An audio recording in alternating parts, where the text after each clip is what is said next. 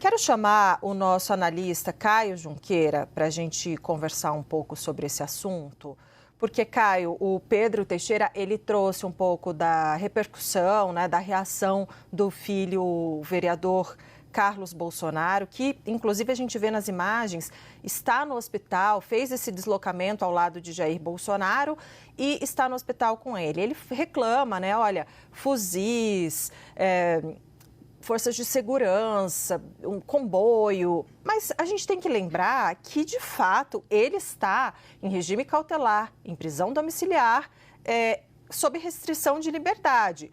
O que eu notei foi que, ao contrário do que costumava acontecer antes, durante, por exemplo, a Operação Lava Jato, foi muito criticado a questão da espetacularização dessas prisões, desses deslocamentos. A gente viu que esse comboio são carros descaracterizados, não tem o logo da PF, da Polícia Penal, etc.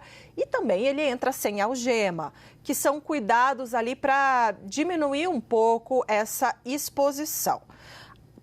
Gostaria que você considerasse isso na sua análise, mas queria acrescentar só mais um ponto.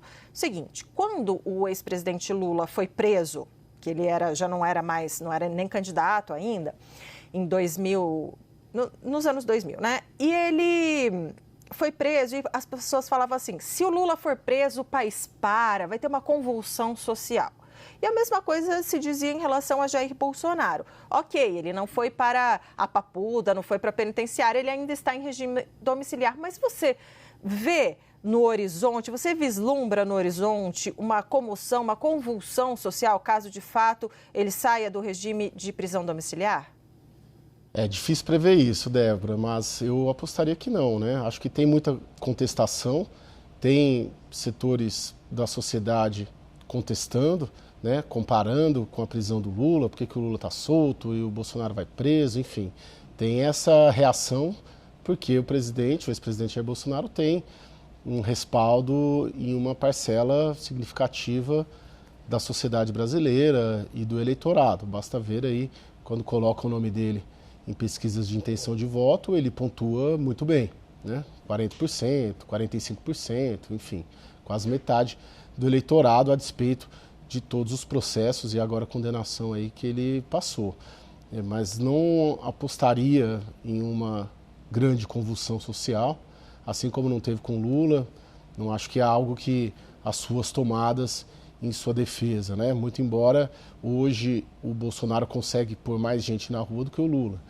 Mas aqui a gente viu isso na Paulista semana passada, tinha 42 mil e teve uma manifestação da esquerda do Grito dos Excluídos que tinha muito menos do que isso. Agora, a gente também não pode tomar a medida da rua e considerar que é todo o eleitorado brasileiro de 150 milhões, 170 milhões de brasileiros que significariam o que vai para a rua ou não.